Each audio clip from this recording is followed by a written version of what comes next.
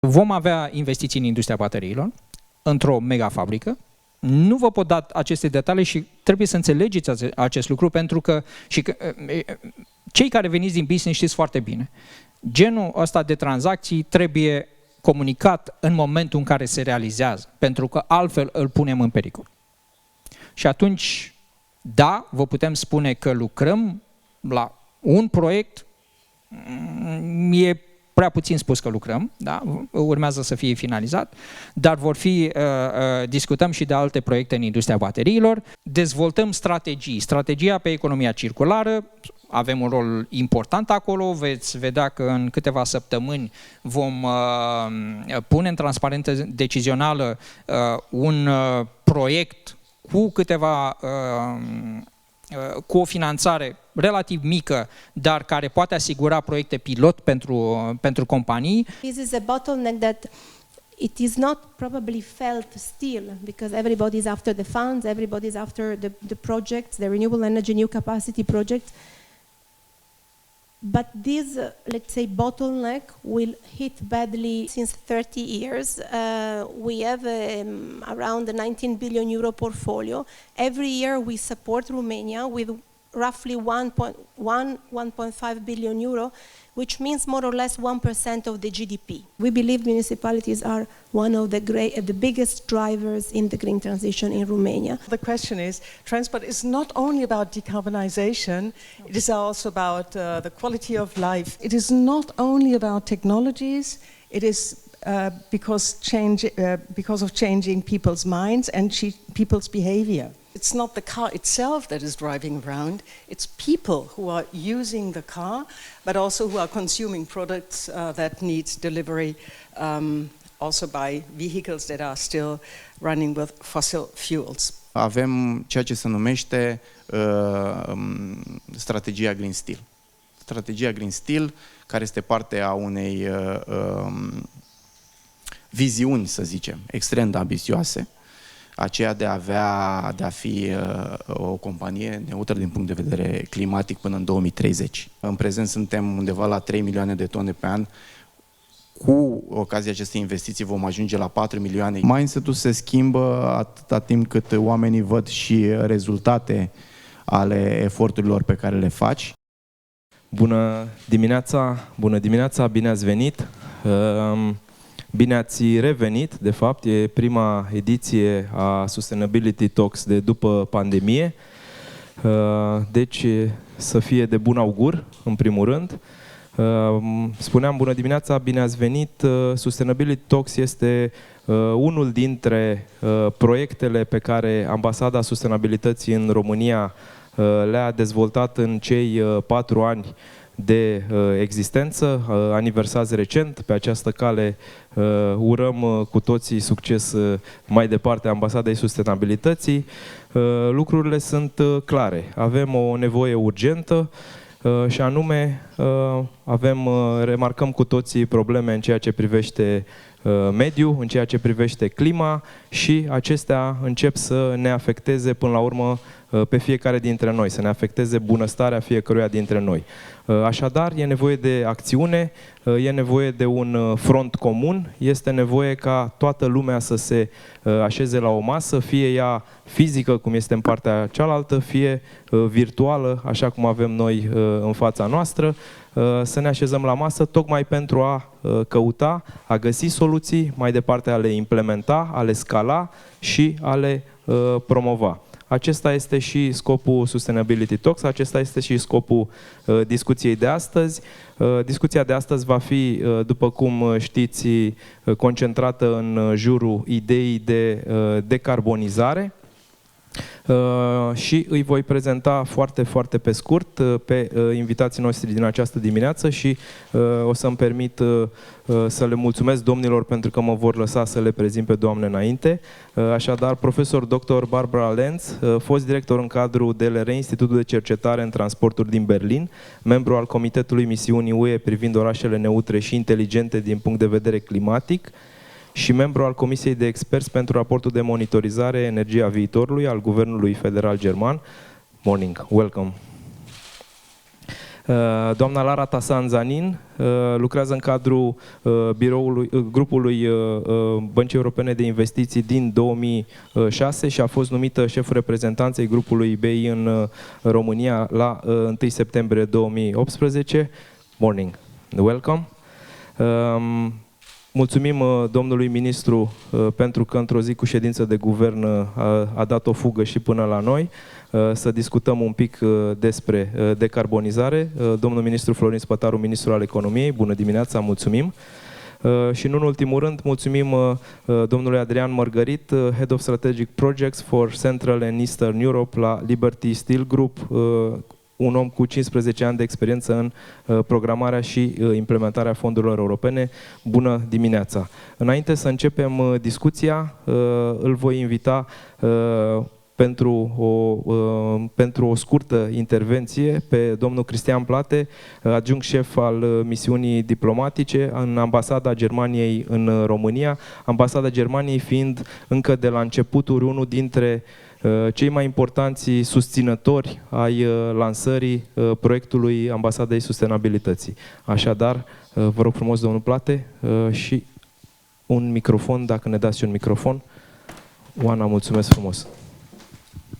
Mulțumesc mult, domnul ministru, Professor Lenz, distinguished members of the panel, ladies and gentlemen. I think it's great, first of all, to be back in this physical format today. That's really fantastic to have this exchange today. On the other hand, it's a very serious topic, and it's a topic that is very much pressing when we look at the situation with the terrible, illegal and brutal war that is just happening in our neighborhood in Ukraine. So we all know that actually the challenge we have ahead of us is a decisive one, not only for the resilience of Europe, but also for the social situation in our countries, for the economy, for the development of our societies. And we are facing a period with massive changes actually for our societies and for our economy. That's why I'm very happy that we have this fantastic opportunity today to have an exchange on best practices, on ideas, on the challenges that lie ahead of us with all of you, with the fantastic members of the panel, with the government, the non-governmental sector, economy, and with scientific experts. I think this is really key for the challenges we have ahead of us. And I would like to thank you a lot for this fantastic opportunity. When I look actually at the poster here, I see something that makes me particularly happy, because I see as a platinum partner Heidelberg Cement, and they are from the town where I come from in Germany, and also a lot of German companies that are supporting this this initiative and these efforts. And I think that is exactly what we need, that we all work together on the challenges we have. Thank you very much. Thank you. And actually, we have with us Bogdan from Heidelberg Cement. So our partner is also here with us today. So I will stick to English and approach Dr. Lenz. A very short question.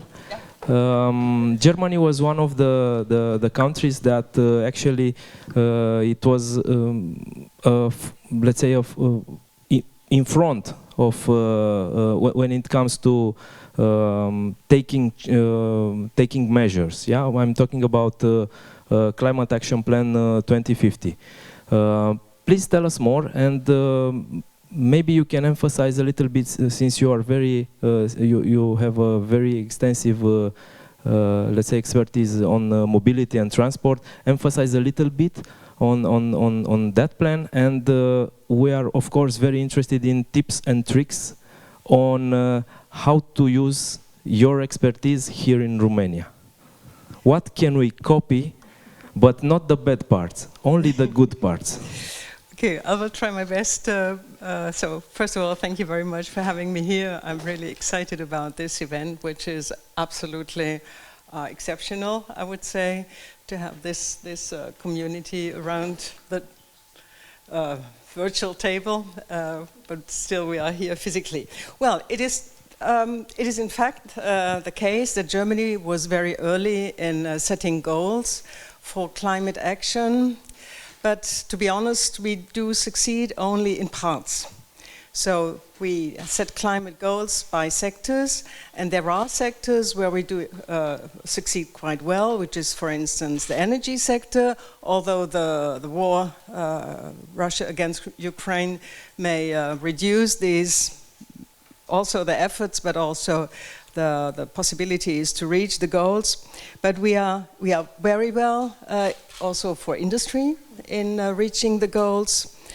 Agriculture, more or less, but there are two sectors that are not working very well when it comes to reach the goals.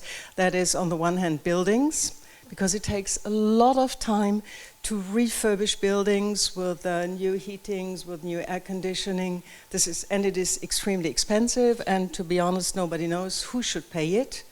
Those who are the owners, or those who are renting the apartments. And finally, it is transport, and this is my area of expertise, where we do not manage to set or to come to reach the goals for several reasons. We should reduce, if we think in terms of 2020, from about 150 million tons per year of CO2 only in the transport sector to 95 million tons per year in 2030, which means 1/3 of the CO2 that comes from the transport sector should be reduced. And the main issue is the private car. It is also freight transport, but the main issue is the private car. And the transport sector is, among the sectors that we see, the only one where you cannot just put in technology and then you solve the problem, but you are very much handling with human behavior. Because it's not the car itself that is driving around, it's people who are using the car, but also who are consuming products that need delivery, also by vehicles that are still running with fossil fuels. What we have seen for the transport sector is not only a really slight increase in the amount of traffic during the last 10 to 15 years, but what we see that we have an increase in numbers of cars. But to be honest, it is long ago that I saw a city so full of cars that I have met yesterday here in Bucharest. But still, also in Germany, we have nowadays we have a fleet of 48 million cars at a population of 82 at the moment. So means every second German owns a car. We do not only have about 500,000 cars per year in addition to the fleet, but also those cars, they are getting bigger and bigger. And even though the specific efficiency of the cars is being reduced by research and development in the firms, we have still a huge amount of fuel that is needed, or we cannot reduce the total amount of fuel because the efficiency is going down, but as the cars are getting bigger, there is, well, a zero net effect. What are the solutions that we tackle? One solution is electric mobility, which is a very difficult solution because about following calculations, we need 15 million electric cars, which is more than one quarter of the total fleet in 2030. And electric vehicles, they are expensive. They were for a long time not available on the market. And we see now that the sales of electric vehicles go up very quickly, but this is mainly due to a huge funding from the nation state. Finally you get the cost that exceeds which makes the difference between a conventional car and an electric car. You get the total cost from the national state. And the national state provided also in the framework of the Resilience and Recovery Plan financing opportunities, but which just went to about 560,000 cars. But we need 50 million. So you can see if people do not buy electric cars because they are seeing that it helps to be more sustainable, it will not be possible for the state to fund all these cars that are needed to come to the emission goal that was set. Another solution was to set the climate goals by sectors and to think about measures that come into place once the climate goals are not reached by sectors. In the beginning we had only a general climate goal, but then the National Verfassungsgericht, the Constitutional Court decided that it had to be set by sectors, but still the question is, what are the measures that are so effective that you can reduce CO2? And more we start to think about people's behavior, how to address people's behavior. The measure funding electric vehicles, this is kind of a pull system, that's the carrot. But we do not only need the carrot, we also need the stick. And the stick would be, in that case, to prevent people from entering by car to the city, to prevent people having to exceed a speed limit that is not yet set at the moment on the motorways. And these are part of the sticks some of the sticks that will be used, and there will be another carrot, which is the extension of alternative modes, in particular public transport. The national state is investing more and more money in public transport, but which is still an issue in the rural areas, because in the rural areas you do not have the density to offer a very good service. So we hope very much on the technological side for a combination of automated driving and on-demand service. And since this year, we also have a legislation that allows automated driving on, so to say, normal roads, and automated driving that is no longer this little shuttle bus going from, I don't know, from one tourist site to another one, but automated driving that is really part of the public transport, that is integrated into the public transport. And hopefully this will make it possible also for the rural side or the peripheries of the cities to get, away from the car. Well, and finally, we try to bring people to think about their behavior in mobility, and this happens very much on the territorial level. For instance, you have these quarters inside cities where people together in a participative approach, together with administration, together with companies, think about improving the life conditions, the life situation, to have more public space, this is what is fostered in cities, but this is not an activity that comes from the national state, but which comes mainly from the cities or from institutions like sustainability associations that promote this process. I think that's it. Thank you. Mulțumim, iată, vedem că și pentru o economie dezvoltată și bine așezată, precum Germania, o strategie de decarbonizare și de, să spunem, transformare, tranziție către un model mai sustenabil este o provocare. L-aș întreba pe domnul ministru, înainte de a discuta, iată și microfonul pentru dumneavoastră, înainte de a discuta despre tranziție către un model mai sustenabil, cât de sănătoasă e acum economia românească? Pentru că, facem o scurtă paranteză, e lovită cumva din toate părțile, dar și din exterior, dar și din interior. Da, Economia României, în primul rând, trebuie să spunem că până la momentul 2020-2021 este o economie competitivă. Ce înseamnă competitivitate? Păi, competitivitatea până acum s-a tradus în prețuri, în procent din piață, pentru că așa funcționau fluxurile economice până acum. În 2020, când am avut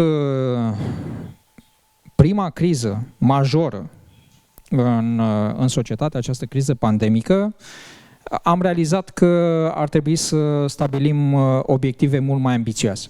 Și atunci am venit cu Green Deal, am venit cu această finanțare, cred că cea mai mare finanțare pe care am avut-o, pe care Uniunea Europeană a pus-o la dispoziție statelor membre din ultimii ani, poate chiar 10 de ani, pentru a face o transformare semnificativă de proporții în economia europeană și să ne poziționăm corespunzător. România este parte a Uniunii Europene și bineînțeles că aceste obiective au fost adoptate și au fost agreate de toate statele membre. Cum suntem acum? Eu spun că suntem într-o perioadă de tranziție. Suntem în perioada în care vedem aceste crize, efectele crizei pandemice n-au trecut în economia românească și în economia europeană. Poate că am eliminat o parte din măsurile restrictive, dar efectele economice ale crizei pandemice se regăsesc în continuare în economia europeană. Venim cu o criză energetică, venim cu un conflict la granițe pe care nu l-am fi anticipat acum un an de zile. Cum e economia românească acum? Mai bine decât alte economii din Uniunea Europeană. Dar asta nu înseamnă că nu avem provocări. Asta nu înseamnă că nu avem întreruperi ale lanțurilor de aprovizionare, asta nu înseamnă că nu ne confruntăm cu prețurile mari ale combustibililor fosili și probabil în viitorul următor cu un oarecare deficit. Pentru că sancțiunile internaționale pe care le-am impus ca urmare a acestui conflict au fost adoptate de către România și cu siguranță le vom implementa. Ce ar trebui să facem în perioada următoare? Păi n-ar trebui să facem altceva decât să continuăm acel plan pe care noi l-am definit în 2020. Acel obiectiv strategic de decarbonizare, de transformare industrială a economiei europene, dar și a economiei românești, astfel încât să putem să ne îndeplinim obiectivele până în 2030 și până în 2050. Fit for 55, decarbonizare până în 2050, eliminarea consumului de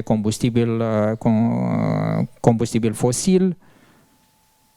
Nu! Astea sunt obiective care nu s-au schimbat între timp.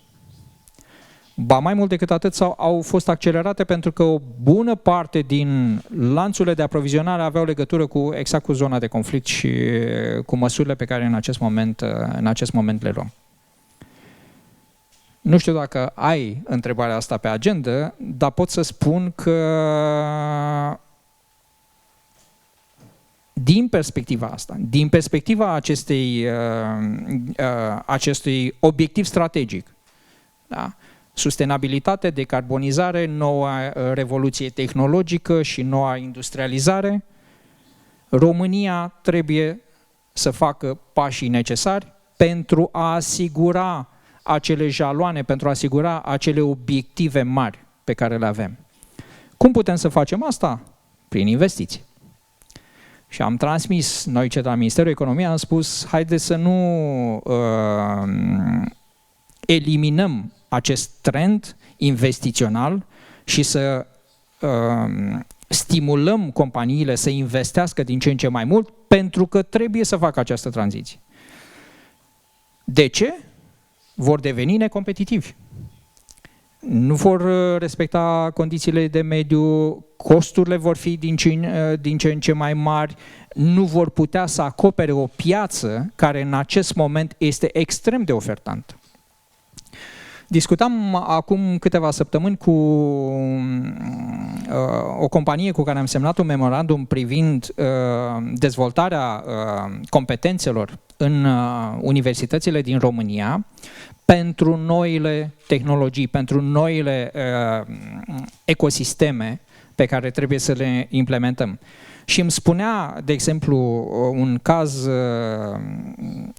în care au fost implicați foarte mult, în care, datorită acestei decarbonizări, în urma acestei decarbonizări, compania respectivă are contracte semnate sau care urmează să fie semnate pe 6 ani de acum încolo. Gândiți-vă ce ar însemna ca pentru o companie românească, pentru Liberty, de exemplu, să aibă asigurată capacitatea de producție pentru mulți ani de acum încolo și să aibă garanția că toate investițiile pe care le fac în decarbonizare, în transformarea, în dezvoltarea unui produs, oțelul verde, care va fi extrem de important, să poată să livreze și să aibă un parcurs de dezvoltare de business care să-i asigure continuitatea pentru mulți ani de acum încolo. Spuneați de mobilitate. Este foarte adevărat. Scalarea acestei mobilități și modul în care ar trebui să realizăm care este efortul pe care Uniunea Europeană și țările membre ar trebui să-l facă pentru această decarbonizare, trebuie să stea la baza întregii strategii și un plan de acțiune care trebuie să înceapă azi, pentru că mâine e prea târziu. Nu mai avem foarte mulți ani în față și atunci va trebui să discutăm, să vedem cum adoptăm aceste măsuri pentru a putea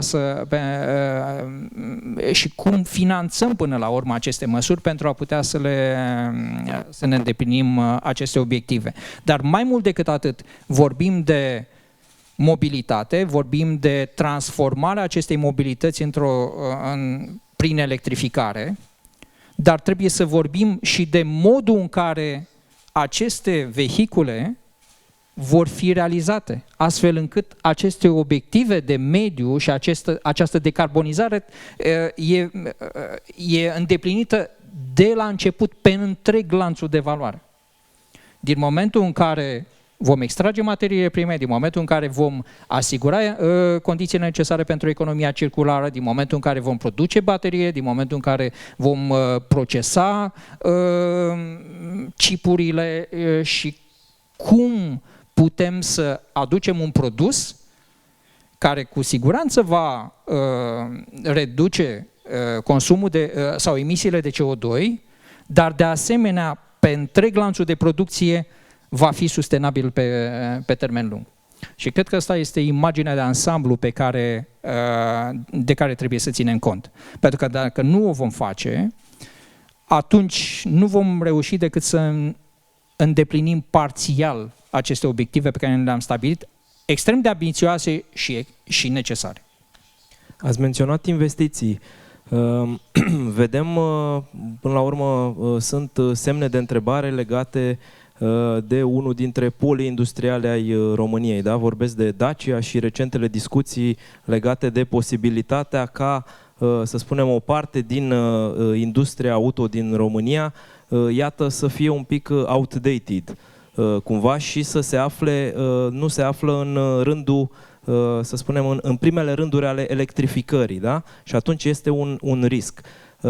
Ce poate face, ce faceți dumneavoastră, ce face Guvernul României pentru compensarea acestui lucru, pentru a ne asigura că, spre exemplu, ați menționat de investiții, faceți tot ce puteți pentru a atrage investițiile în fabrici de baterii, în noua economie, astfel încât nu vorbim doar de o transformare punctuală a companiilor existente în România, ci, până la urmă, România să profite de atragerea de investiții din noul val. Și poate ne dați și niște informații în exclusivitate. Da. Păi, haideți să o luăm punctual, pentru că eu am avut discuții și împreună cu secretarii de stat și cu reprezentanții Ministerului Economiei am avut discuții detaliate cu cei doi mari producători din industria auto. e normal, 28% din produsul intern brut al României vine din sectorul auto și e normal să avem aceste discuții, să vedem ce se întâmplă. Și dacă ne uităm un pic în spate, o să vedem că au fost 2 proiecte de tip IPCEI pe industria bateriilor la care România nici măcar nu și-a declarat interesul. Dacă ne uităm un pic în spate, am reușit pe ultima 100 de metri să acoperim un sector al microelectronicii prin acest proiect de tip IPCEI și primul proiect de tip IPCEI de altfel din care România face parte, tocmai pentru acest segment. Nu numai, dar în principal pentru acest segment. Și ceea ce pot spun că facem în acest moment este următorul lucru. Vom avea investiții în industria bateriilor, într-o megafabrică. Nu vă pot da aceste detalii și trebuie să înțelegeți acest lucru pentru că cei care veniți din business știți foarte bine. Genul ăsta de tranzacții trebuie comunicat în momentul în care se realizează, pentru că altfel îl punem în pericol. Și atunci, da, vă putem spune că lucrăm la un proiect, e prea puțin spus că lucrăm, da? Urmează să fie finalizat, dar discutăm și de alte proiecte în industria bateriilor. Am semnat acel memorandum privind dezvoltarea unor curicule în universitățile din România pentru acest segment. Am repus în discuție problema materiilor prime și ca să înțelegem că industria auto are nevoie de cupru, are nevoie de magneziu pentru producția de aluminiu, are nevoie de pământuri rare pentru motoarele electrice și are nevoie de asemenea de aceste baterii și semiconductori. Astea sunt subiectele pe care Ministerul Economiei le-a pus în discuție și lucrăm la ele. Nu doar atât. Avem, împreună cu Ministerul de Finanțe, lucrăm la un proiect de susținere a investițiilor cu impact major în economie, care vin de asemenea să susțină strategia pe care o avem. În domeniul prelucrării, da? Acolo unde trebuie să asigurăm această bază. Noi putem să discutăm de tot ce înseamnă cercetare, dezvoltare, putem să discutăm de partea de inovare. Dacă nu aducem aproape producția, efectiv, cu partea de cercetare, dezvoltare, nu reușim să creăm acest ecosistem. Și asta poate România să facă, asta trebuie România să facă și prin asta vom acționa în perioada următoare. De asemenea, dezvoltăm strategia pe economia circulară, avem un rol important acolo, veți vedea că în câteva săptămâni vom pune în transparență decizională un proiect cu o finanțare relativ mică, dar care poate asigura proiecte pilot pentru companii. Am pus în transparență strategia pe competitivitate și discutăm de strategia pe hidrogen, strategia industrială a hidrogenului, nu doar producția, ci modul în care acest hidrogen trebuie utilizat pentru a asigura de asemenea finanțarea pe termen lung. Ceea ce însă știu e că multe companii din România n-au așteptat această strategie și această direcție pe care economia României trebuie să o aibă din partea instituțiilor publice și deja au acționat. Tocmai de aceea am legat acest parteneriat între instituția publică, între Ministerul Economiei, care are rol primordial de supraveghere a pieței și de dezvoltare a strategiilor de competitivitate cu industria privată pentru a ne putea alinia. Pentru că nu putem ca sectorul public să se ducă într-o direcție, iar industria să se ducă în altă parte, iar această comunicare, în urma demersurilor pe care le faceți voi, în urma demersurilor pe care le fac celelalte asociații, începe să devină din ce în ce mai productivă. Astfel încât să putem să ținem pasul și să recuperăm câțiva pași pe care i-am pierdut în perioada anterioară. Mulțumesc. Now I'll switch back to English. Mrs. Lara Tassan Zanin, since 2018 you've seen the best of Romania economy. You've seen not the worst, but let's say the pandemic scenario of Romanian economy. But you now see the, let's say, the new hopes. When, of course, you've seen the Romanian economy during the war. Please tell us more about EIB's commitment to Romania and more about what can the government do well and what can the government not, let's say, should not, the mistake that the government should not make before they make them. Okay. Thank you very much. I mean, let's say I will be conscious that I will speak with Minister Spataru's presence. So I will try to be as diplomatic as possible and as constructive as possible. Sorry for Here my voice. We are at an embassy. We need to make it. That's. I will try to comply with the style. So thank you very much for the invitation to the Sustainability Embassy in Romania and to have organized this event today. The European Investment Bank is the EU climate bank, not because we decided so, but because our shareholders, including Romania, decided so. So I usually say that I respond to my bosses, and Romania is one of my bosses. Germany is another one. So I'm here under full control of what I say. So it's ever more important, I think, to understand what is the EIB. Why we are relevant to this discussion. I hope I will make the point, and how we can help, so to say, or how we think that results that actually Ms. Lenz kind of outlined as challenging for Germany will be possible and feasible also for other EU countries. Where Romania, I want to say this, is not any worse, not any better. I mean, these are challenges which are big for each and every member state in different level, for different reasons.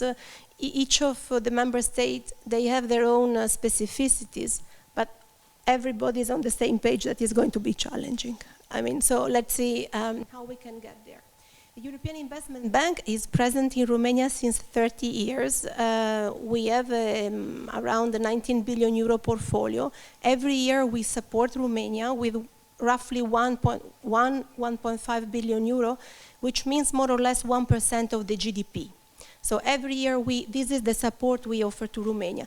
And it's very important to understand that this is not only for the public sector, because everybody associates EIB to public sector, to the EU institution, and that's it. No, 50% of our business supports the public sector in delivering public policy goals, but the other 50% is support to the private sector, either to SMEs via the commercial banks, which are our partners in this job, or through direct corporate lending to the large corporates that can achieve being a borrower for us. So we, as a bank, we don't have profit as an objective, which sounds a bit weird, but we are a public bank, right? So we don't aim to produce profit. We rather aim to implement public policy goals. And this is about environment, this is about innovation, this is about promoting SME development. And in doing so, we pass the financial advantage that we have to our clients. So they will get cheaper funding at more competitive terms, which, for example, in concrete terms, means that you can repay your loan in a much longer time than what you would do if you get a loan from a commercial bank, but also if you go to the bond market and issue bonds, because usually, for example, for Romania, you have a 10-year emission bonds, you don't have longer, while our loans can go to 30, 40-year tenor. So that's really the big difference. When I say EU Climate Bank public policy goal, this means that we have a step up on the sustainability bit, on the green angle. And as of January this year, all our projects, we support projects. We support physical and non-physical assets, new projects on the ground, will have to be Paris aligned. which means we'll have to be carbon neutral. This is easy to say, but very difficult to achieve, because we have to be clear today here that when we speak about decarbonization, like Minister mentioned, or when we speak about carbon neutral, we are really groundbreaking. The methodologies are still being, developed. We are learning by doing. It's not given that we know what we are doing and we assess all the emission angles. So it's really important that we have a critical mass to learn, to test our methodology, and to know how develop decarbonization strategies, which we are only starting now. And it's easier to say than to write it, and even more difficult to do it, to implement it later on. So as I was saying, as of January this year, we are going to be carbon neutral for every investment we support. And starting with 2025, 50% of our volume every year across Europe, we support business around 90 billion euro, Europe and worldwide, will have to be green eligible. We are therefore working with the Romanian government in order to understand how we can keep the support I have mentioned earlier on with the same volume, same level, maybe more, but to somehow together turn the steering wheel towards the green. We need more green projects. We need more, let's say, climate-friendly projects. We are demand-driven. It's very important to say. We do not propose ourselves policies. We do not propose projects. We accept and hear initiatives from the government or from the private sector. We try to see if they are eligible for us. We help with our advisory, and we sign loans or guarantees. Last week, Minister Spataru was in Luxembourg meeting our vice president, and this is an example of us being à l'écoute, hearing what the country's priorities are, the various ministers' priorities, and for us it was very, very important that the minister mentioned circular economy, because there are countries in Europe that decided to have the green transition as a ministry, right? To give a clear priority to this agenda. In Romania, this was not yet the case, so I think that the more ministers that they take on board the green agenda, the better. So we believe, particularly on circular economy, it's one of the biggest challenging, but also the biggest opportunities for Romania. And we don't see this green transition happening without the private sector.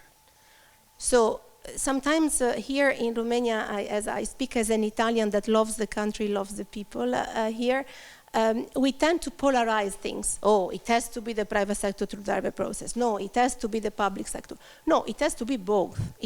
This big green transition will not happen without both doing their bit. Of course, the government has to set the constraints and the framework where the private sector can help, and this is what the Ministry of Economy is trying to do with the circular economy, and we will try to support them. I open a small parenthesis to say that we have one of the largest offices of all in Romania. It is not full of bankers, though, as you would expect for a bank, but it's full of experts, engineers and economists. Why? Because we have the hugest advisory support in this country, and we advise Romanian authorities in every segment of the project cycle they need, because availability of funds is not the issue in Romania. I mean, there are funds now even more than ever before. MFF 21-27, Just Transition, Modernization Fund. I think the list is becoming Repower EU. I think the list is becoming now longer and longer. So availability of funds, EIB loans, of course. Availability of funds is not an issue. We have seen, though, that there is the need to incentivize both the public sector and the private sector to turn green, if I can say so, to turn towards sustainability projects. And what these incentives can be? Well, first of all, we have seen that a loan component, in addition to grants, which goes under the name of financial instrument, actually works better for Romania, because there is more commitment and ownership of the project if you have a loan component. Sometimes if you have only grants in Romania, there is not the same commitment and the same ownership. So there is a catalytic effect of commitment and ownership of projects if there is also a loan component in addition to the grants. And the second bit is very important, that we match our support with advisory. And every segment of the market and let's say and the system here requires some advisory. And I make you an example concrete now. Under PNRR, we have been asked by the Romanian government to deploy financial instruments. 1.2 billion euro under the PNRR will be dedicated to the private sector via the commercial banks. What do we do with this? We will put in place some guarantee instruments for the banks to increase their loans to companies if they want to do green projects and digital projects. Why we have this need? Because we have to understand that everybody in our survey, I would say Romania is above the EU average. For those companies that they have declared that they want to invest in green and digital, but they have problem in accessing financing for this. And what is the problem of accessing financing in Romania is that these businesses are still very risky for two reasons. First of all, because there is no predictability and banks do not like when it is not predictable, the environment and the legislation. But secondly, there is also limited knowledge in the banking sector about the frontier of green technology or green digital investments. Therefore, they perceive a higher risk. Therefore, they need a guarantee, high quality guarantee that we put in place in order for them to ask less collateral to the companies, to provide cheaper money and to be able to support their investments. So in that sense, we are customizing the product that the company needs in this moment. Of course, as I say, is a good example. The public sector asked us and mandated us to manage this amount. So they did their bit in order to provide this support in terms of green and digital projects for the Romanian companies.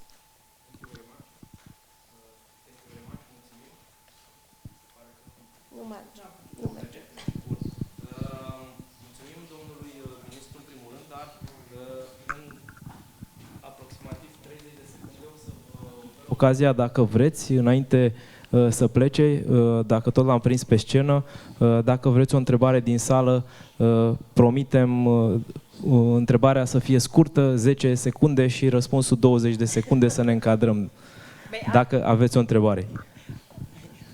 I really like the very dynamic plans that you have, or doings that you have for transport transport sector in Romania. But still, the question is, transport is not only about decarbonization; it is also about the quality of life.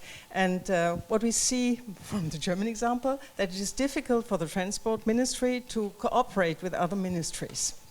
So, how is it in Romania?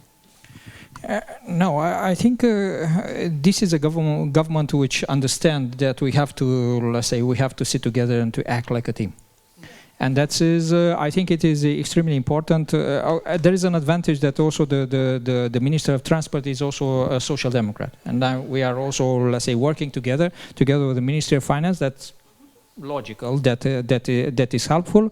But let's say, on the other hand, it was well understood that the role of the Ministry of Economy as the enabler, the catalyzer of the whole thing, and that's let's say I'm very happy that we understood that.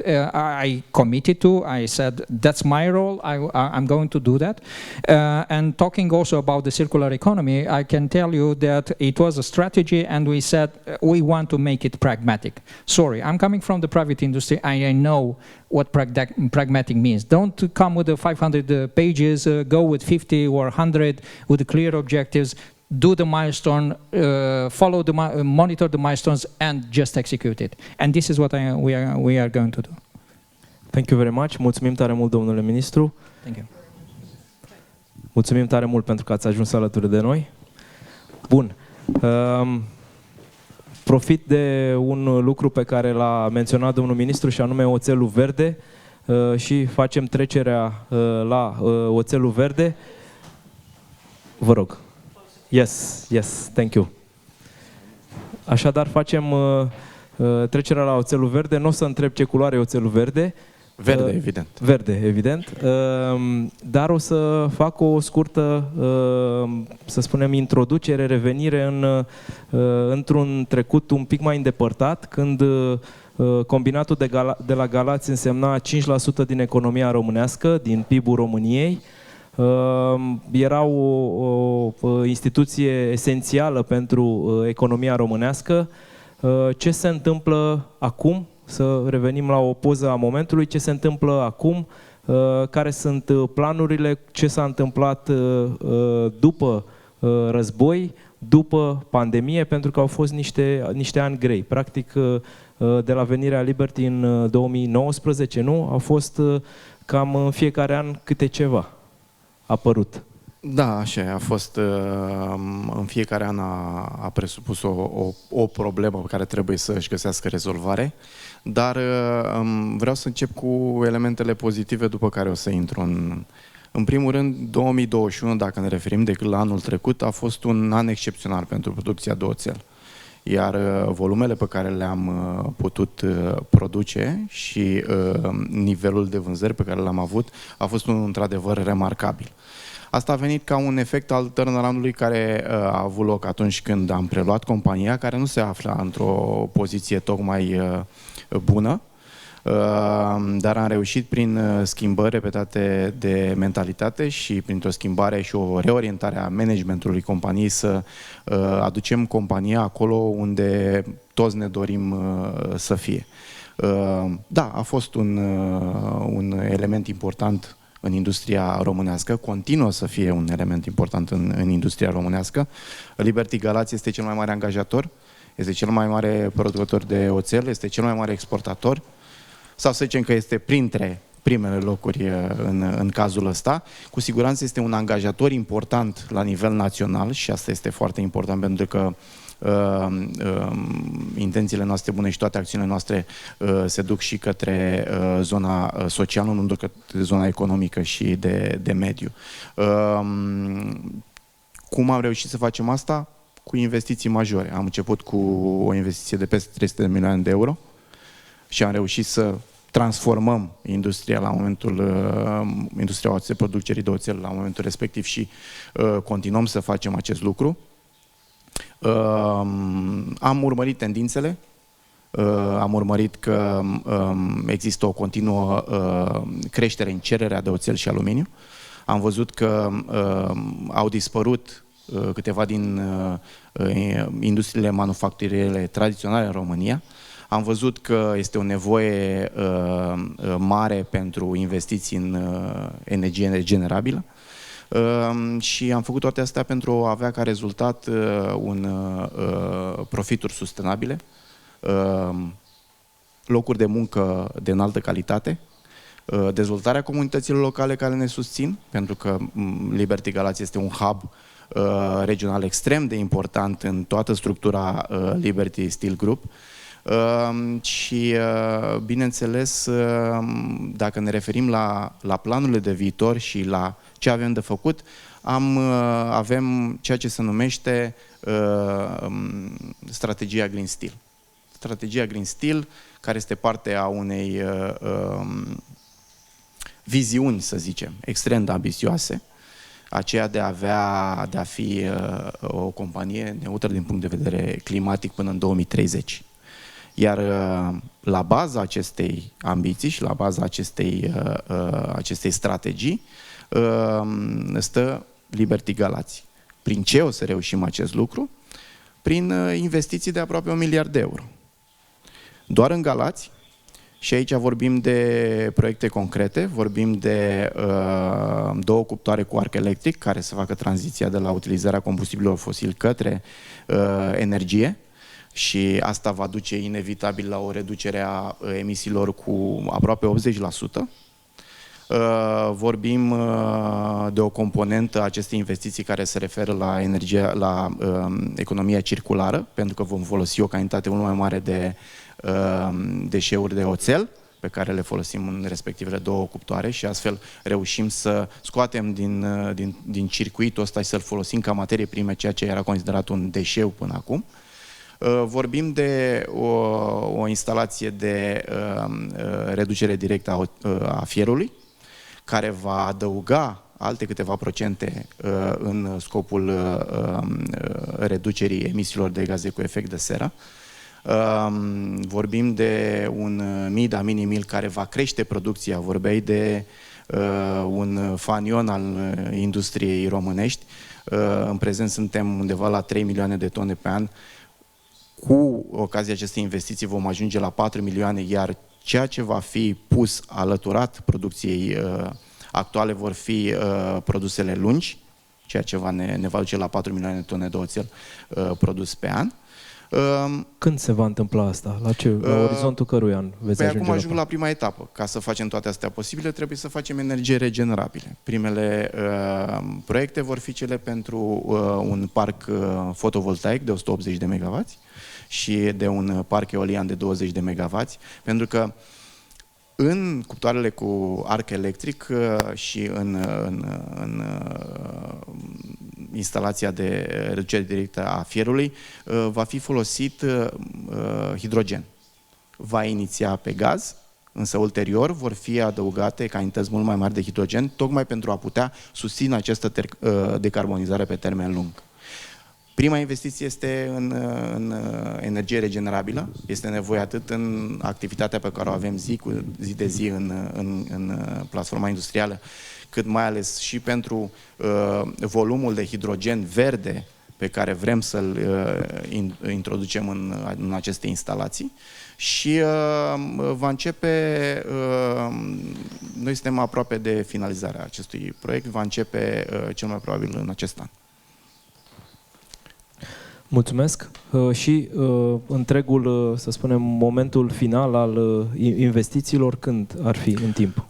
Să vedem un timeline. Strategia se numește Carbon Neutral 30. Asta înseamnă că ne-am asumat 2030. Extrem de ambițios, cum vorbeam cu antevorbitorii mei mai devreme, este realizabil. Este realizabil pentru că industria oțelului este una din acele industrii care se pretează folosirii hidrogenului. Nu toate fac asta. Mai avem industria cimentului, mai avem industria chimică, dar industria oțelului poate să facă, cu investițiile necesare, această schimbare și poate atinge acest obiectiv de a fi neutră din punct de vedere al emisiilor, a nu se confunda cu emisii zero, neutră din punct de vedere al emisiilor, până în 2030. Dar avem nevoie de foarte mult sprijin. Avem nevoie de sprijin din partea băncilor, tocmai pentru că dezvoltăm proiecte verzi, avem nevoie de sprijin din partea guvernului, pentru a ne oferi un cadru legislativ și o guvernanță stabilă, predictibilă, pentru a putea să previzionăm corect etapele pe care urmează să le atingem. Avem nevoie de un cadru legislativ stabil, inclusiv la nivel european, și avem nevoie de această conexiune între volumul extraordinar de bani care sunt alocați României pentru perioada 2021-2027 și mecanismele prin care acești bani pot ajunge într-adevăr în industrie, pentru că nivelul investițional este unul extraordinar de mare. Și avem nevoie de un parteneriat și de o colaborare constantă pentru a ne atinge obiectivele de etapă. Dar este realizabil, da. Mulțumesc, noi ne-am luat cu discuțiile și vreau să vă spun că este și un microfon prin sală. Pentru cine vrea să intervină, suntem la Sustainability Talks, deci discutăm cât se poate de liber și deschis, deci puteți interveni în discuție oricând vreți. Eu o să profit de ocazie să mai întreb un lucru. I will now switch back to English again. Lara Tassan Zanin, one recent information was the contract signed by EIB with Transgaz, where you help prepare and develop, let's say, scheme for the whole gas network in Romania. Please tell us more about this, but give us also some news. Are you in talks with other state companies? Okay, now the minister is gone, so no, I'm joking. So we are, as I said, we have become the EU Climate Bank, and by doing this, we have issued a new energy lending policy by which we are prevented from supporting gas and gas-related investments. We have been, though, in the past, Transgas here in Romania has been one of our best clients. We have worked with them to deliver the Brua pipeline and other investments, not only here in Romania, but also on the border and in Moldova. So basically, they have been a great partner for us, delivering on time and on budget investments, and we have worked very well together for many, many years. The new energy lending policy, though, prevented us to support any other gas investment in Romania and also in other EU member states. So therefore, we had and we wanted to find a new way to still work with Transgas and trying to support them in their green. I want to say green turning, so to say, but basically it's this green transition journey. So oil and gas companies, they face a huge challenges across the world to have a meaningful, realistic decarbonization strategy. There is really no one ahead of the curve on this. Even the big ones, OMV Petrom in this case, but BP, I mean, they are really scratching their head to define their own decarbonization strategy. So we were very happy to be able to, first of all, Transgas ask us to help them on the decarbonization strategy, which means that they felt the need to get equipped. They understood, this is very important, rather than being defensive, oh, let me do my job for now, for the next 5 years, next 10 years, no.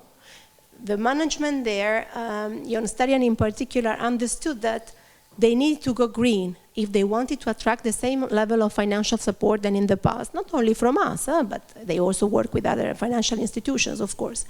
So basically, as I said, we have the hugest advisory support here in Romania compared to any other EU country, and therefore we sign an advisory contract with them. So meaning that our experts will draft together with Transgas their decarbonization strategy. And as I said, I mean, we signed it, I would say, in May, so it's a bit early to say what is about. We have a 6 to 9 months of implementation if you want really to I mean, the advisors, the experts, they have to screen Transgas, they have to understand which is the green potential and what is feasible, what is not. Of course, the first call, it's there to mix gas and hydrogen in their pipes. So they are testing the pipes as we speak in order for them to accommodate hydrogen in the pipeline together with gas.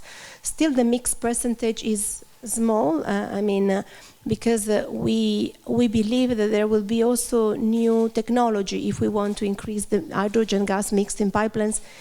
The current pipelines can be prepared, but they will not be able to accommodate a too big percentage of hydrogen versus gas in the pipeline. So we will have to be innovative also, ever more innovative in understanding which direction to take.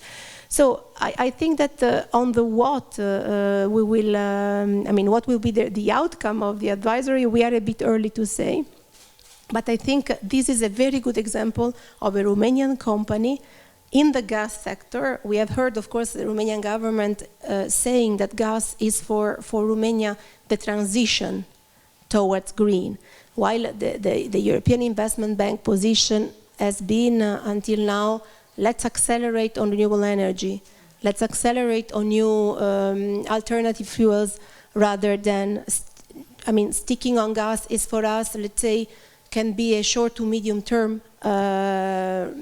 measure, but we as long-term financiers, we have to raise the bar and actually push even more, even faster for renewable energy. Yet, as I'm saying, it's not only about money in financing, but it's also about advisory, and we are there to offer an advisory to a company that felt that it's now, not tomorrow, that they have to set their ambitions and their strategy for decarbonizing their business. Are we speaking with other state-owned companies? I mean, the short answer is yes. I think that another important aspect when we speak about, let's say, green transition, it's about the renewable energy capacity production that Romania is now, after a number of years of immobility because of the recent past, there is now a lot of appetite in the private sector. There are a lot of funds. Now we have a call that will close soon under PNRR, but we have a new call coming under Modernization Fund, where we see one of the bottleneck in our case is about the capacity grid of the electricity.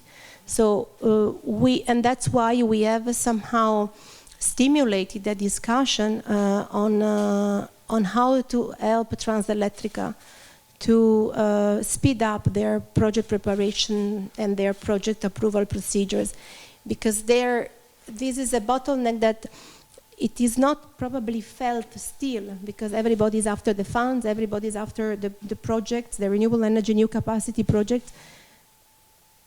But this, let's say, bottleneck will hit badly the investors down the road, particularly in those regions like Dobrogea, where the renewable energy capacity, production capacity is, and production potential is bigger. So we signed also with Transelectrica an advisory agreement where we will help them in streamlining their project approval procedure, their permitting issuance. I mean, try to see where are the bottlenecks and where we can find ways to accelerate project preparation and project implementation for Transelectrica to deliver faster a new capacity in the transmission grid. In many of your appearances in events like this one, you stick to one word, vision. And what should be the, let's say, overarching vision for Romania in terms of decarbonization, but also in terms of, let's say, the big picture? Yeah. Let's get philosophical now. Yeah, it's a bit too philosophical for the taste of a bank, you know. I mean, but I will try to answer concretely to this question. I think there is a lot of a lot of attention on the energy side, on the energy production side of the equation in the case of the green transition. So renewable energy. But hydrogen, gas storage, now gas extraction, right, in the Black Sea. We believe that probably the vision should also give greater attention to energy efficiency and resource efficiency in general.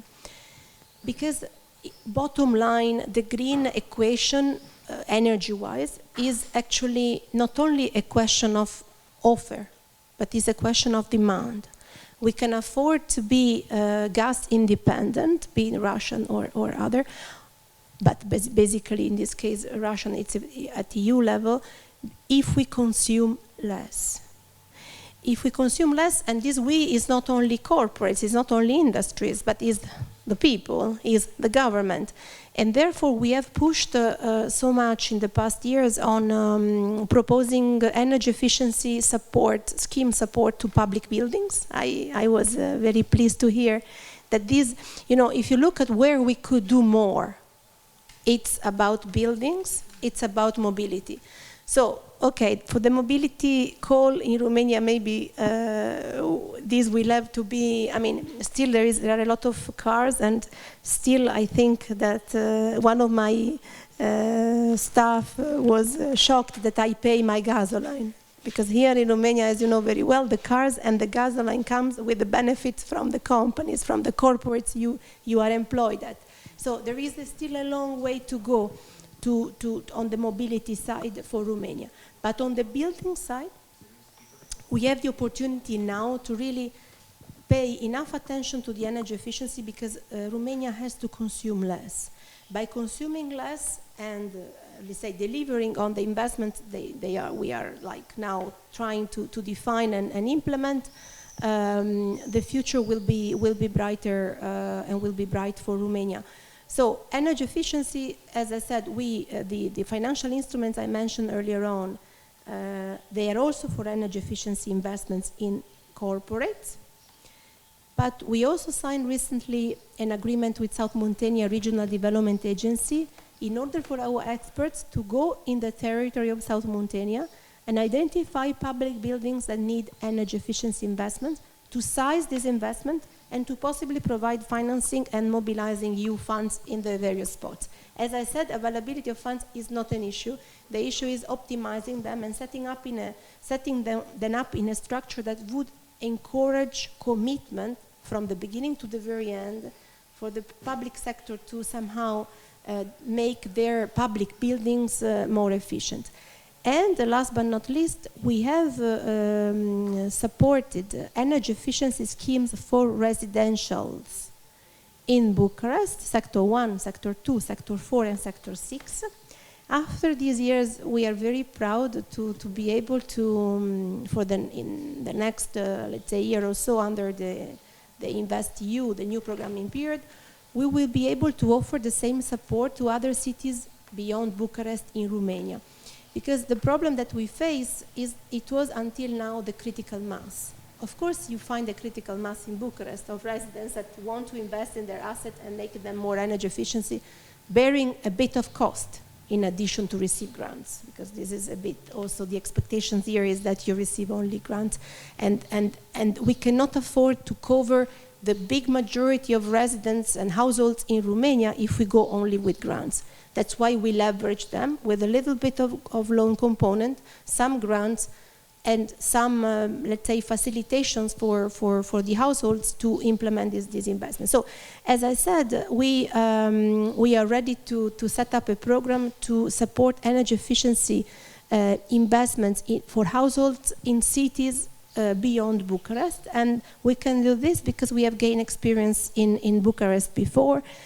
We have learned, because of course there are limitations, mistakes and problems coming up. Only when you do projects you actually face them. So we are really very ready. But this would not have been possible if people in Romania would not realize that they want to do this energy efficiency. The critical mass is being built because there is more sensitivity around the green coal, also in not only in industries, that I understand that they will be competitive only if greener and more digital, not only in the public sector, as we heard today, but also in the citizens' mind. I think green is more sexy than before, and there is more will in the citizens to do something to be greener. And if you look also at the cost of electricity, now this is another push for people, that for them to appreciate that consuming less is another way to actually to protect themselves from the volatility of the market and any kind of shock that we have seen in the recent years. I mean, okay, it's true that we will not have a pandemic every 5 years, we hope, and we will not have a war every 5 years, but the conditions are pretty extreme. But I think that building resilience comes also via better preparing ahead of the challenge every segment of the society, including the households and the citizens.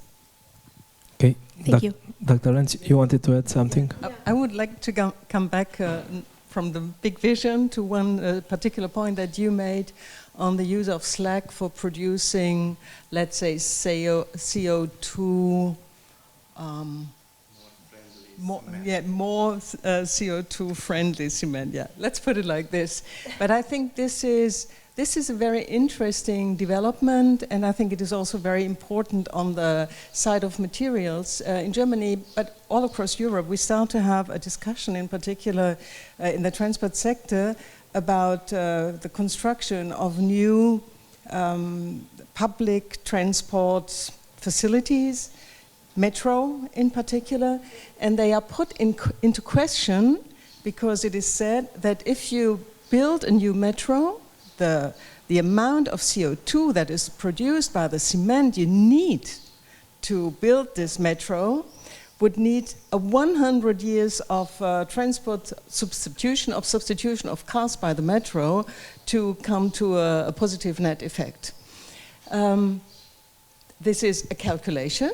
You can make it, but what it does, it prevents strategic projects, strategic plans, which is, for instance, to build up a metro, to provide public transport for a great number of people, to avoid, or to not prevent, but to help them use the car less, and also to have a territorial development, a spatial development that is, in a way, a planned development and not something that occurs by incidents. So I think you have to really take these opportunities that you create there really into account. Also from this strategic point of view, it is very much about CO2, but in particular in the mobility sector, but also in others, it is always, also you mentioned it, to have this more holistic picture and not just look at one single measure. And I think this is also, we didn't talk about you mentioned it, we didn't talk about the Smart Cities project or the Smart Cities mission that was raised by the EU, but having some kind of this new products, also new materials, would fully fully be welcome inside this mission, because it shows how cities or how regions can improve also in the industrial sector towards less CO2. Actually, since you've mentioned 100 climate neutral and smart cities, you've been involved with the project, and we have 3 cities from Romania. Actually, Bucharest is only sector 2. So it's part of the city. Still very challenging, you know. That was the question. Is this wishful thinking to expect a city like Bucharest or a sector in Bucharest to become, let's say, climate friendly? I think there are many wishful elements behind it, of course. And we had a long discussion if it would be possible, if it makes sense to say in 2030, climate neutral in 2030. And in a way, everybody knew that it would be almost impossible.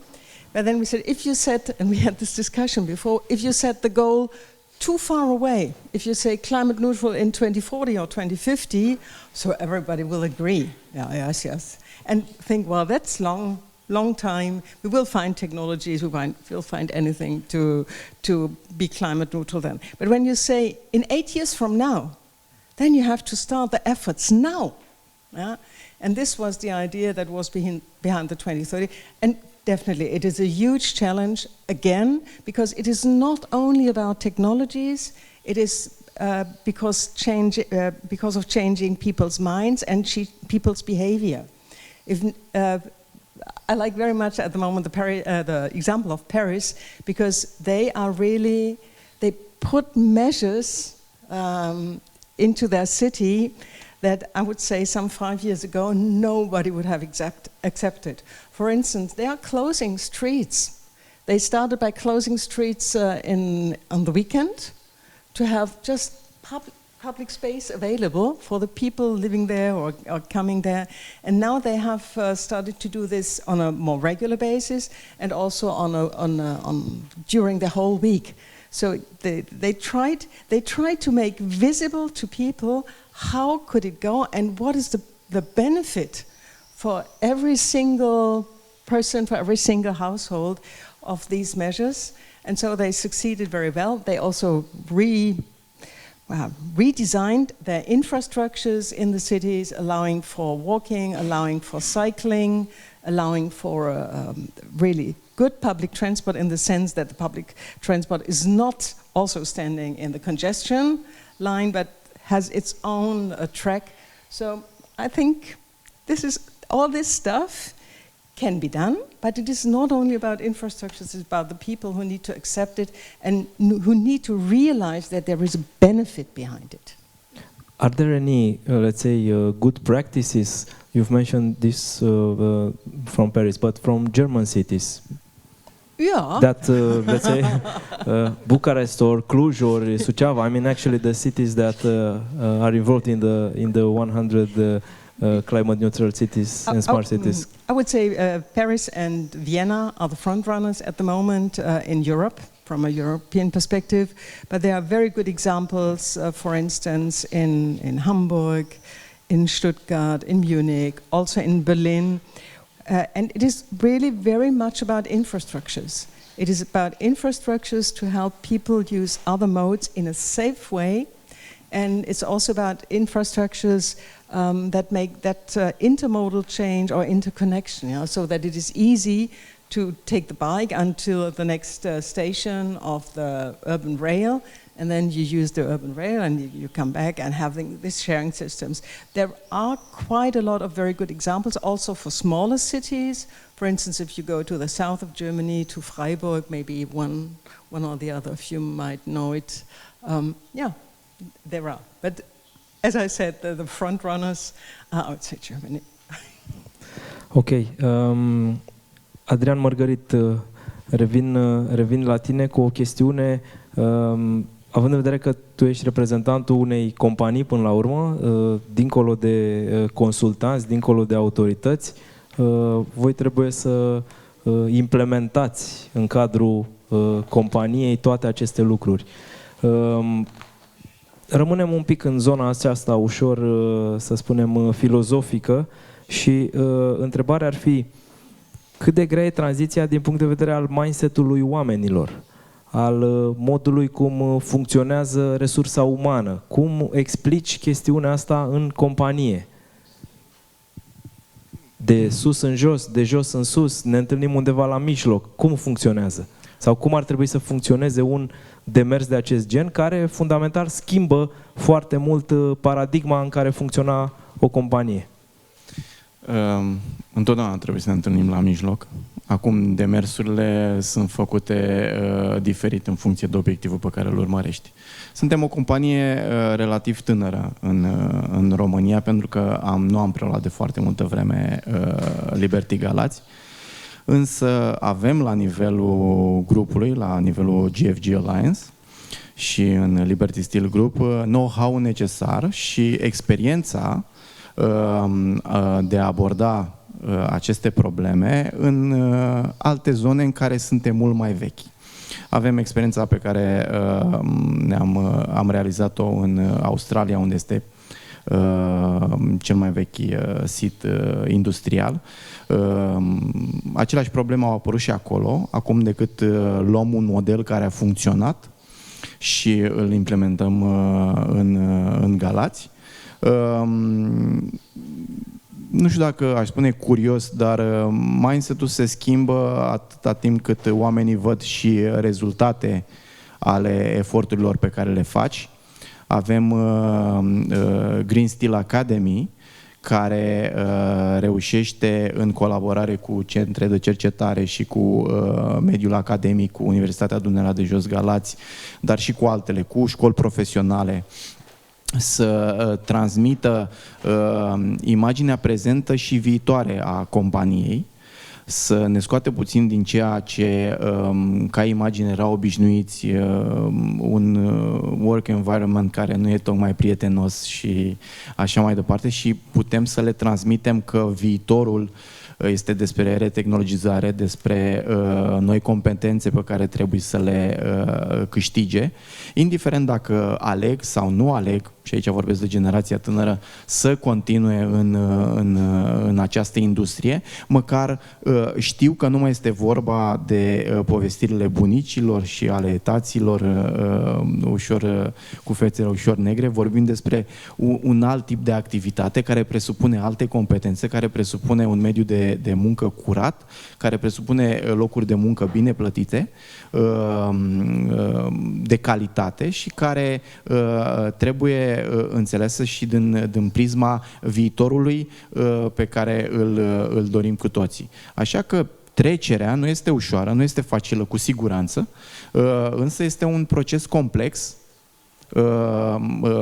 și încă o dată, atâta timp cât îi faci parte din dialogul tău zilnic, îi faci parte, îi faci să se simtă că întotdeauna sunt la curent cu ceea ce ai de gând să faci, cu planurile de viitor, cu ceea ce presupune, cu toate eforturile și cu toate lucrurile care trebuie să se întâmple pentru a crea acest viitor comun, atunci primești din partea lor acceptarea de care ai nevoie și mai mult decât atât devin o parte care contribuie direct la atingerea obiectivelor pe care ți le-ai setat. Nu a fost ușor, dar este un proces în continuă desfășurare. Avem tot felul de programe pe care le-am implementat la Galați.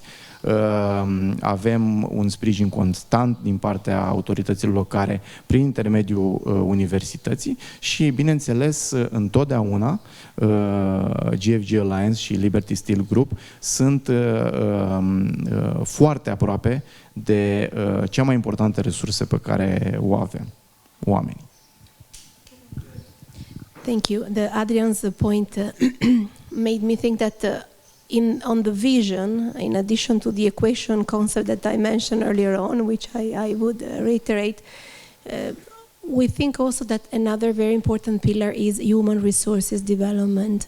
I mean, we hear often in Romania that investors are holding back their plans because they are not sure they will find enough skilled labor force that will operationalize their investments.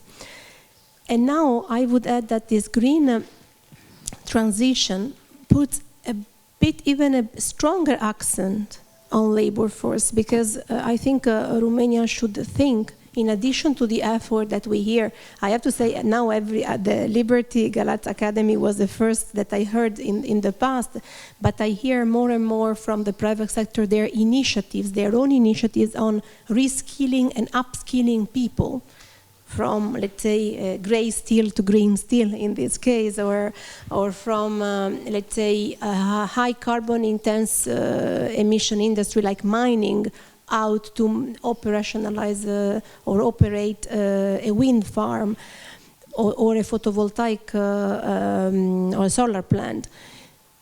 But it's really, I think that it has to go beyond singular private sector initiatives. And one element, one pillar of the vision, if we go back to the keyword vision, should be really to think how Romania, to think today, how Romania can accelerate the preparation of fresh, let's say, labor force. Indeed, that could find a job in the green transition, let's say, investment that we will see coming up, because this will act as another bottleneck. There is a lot of steam being put on new investments, but I mentioned the bottleneck of the grid for the renewable energy production, and another bottleneck that we anticipate is availability of labor force in order really to sustain the critical mass of the green wave in Romania. Thank you. Dr. Lenz, you wanted to add something? Yes. I was in a way shocked by hearing me say that, well, the front runners are outside Germany, and I was thinking, is this really true? It is true if you go at a very high level, but I think there is one issue where we have really developed very good processes on the municipal level to get into this climate discussion. Yes. Yeah? And yesterday I met two people from an NGO in Romania who told me about a similar experience that they made in Lugor, which is a city, I think, in the southeast of Romania. And what you can see in German, Lugor? Lugo. No, it's northwest. It's northwest. It's not southeast. Okay. Lugos. Okay. Anyway, what we see also for smaller cities in Germany, that they have an own department in the city administration that is responsible for climate. And this is something, to have a person, an institution that takes the responsibility. As the minister said before, for the national level, it is him who takes the responsibility for the climate action. We see the same thing in Germany with the Ministry also for Economics, which is not only economics but also climate action.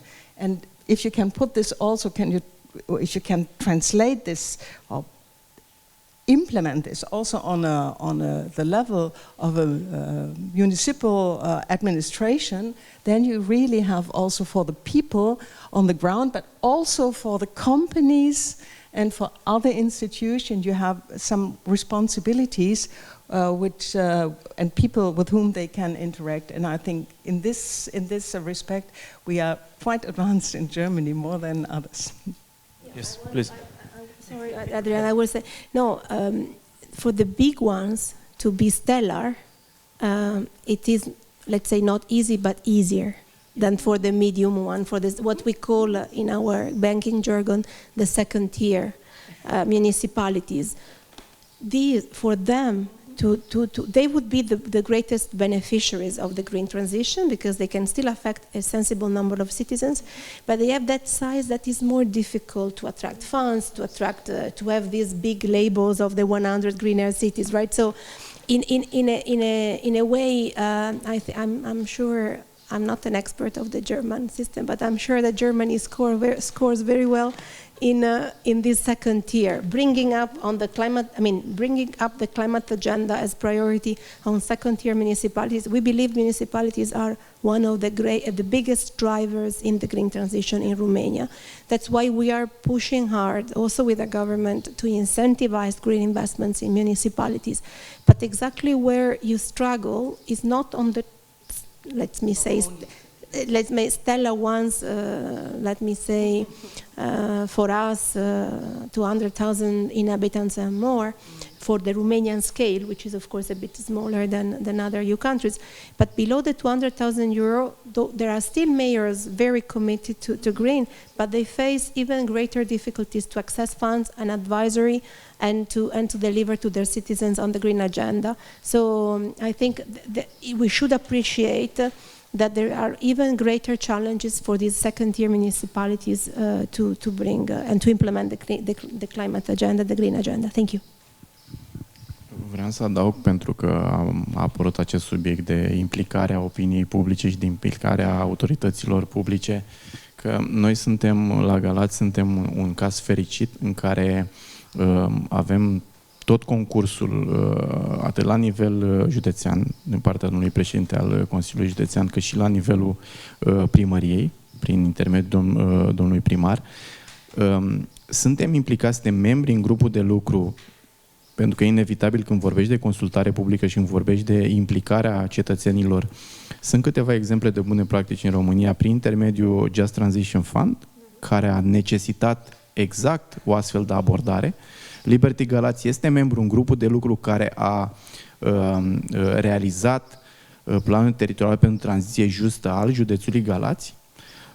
Am fost implicați în discuții care nu au avut ca subiect exclusiv partea industrială a acestor eforturi și a direcționării fondurilor disponibile prin JTF, dar am fost implicați în discuții care au avut ca obiectiv investițiile la nivelul orașului, la nivelul județului și am reușit astfel să facem un exchange de informații și un exchange de know-how, văzând în același timp, concomitent cu exercițiul nostru în cadrul grupului și un amplu exercițiu de conștientizare a opiniei publice și de transfer de informație, pentru că unul din cele mai importante obiective ale GITF este acela de a crea niște societăți care sunt sustenabile și în care cetățeanul beneficiază de aceste fonduri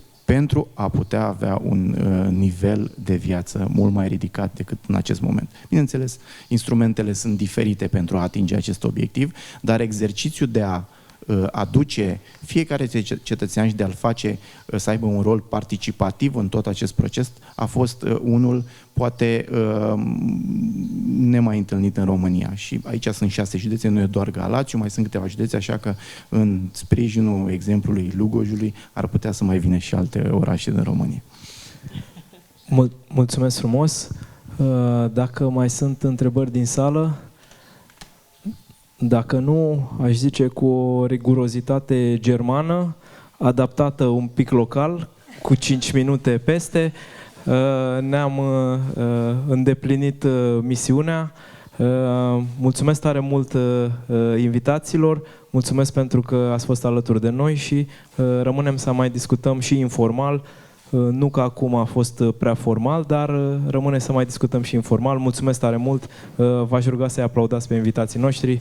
Mulțumim tare mult, mulțumim frumos!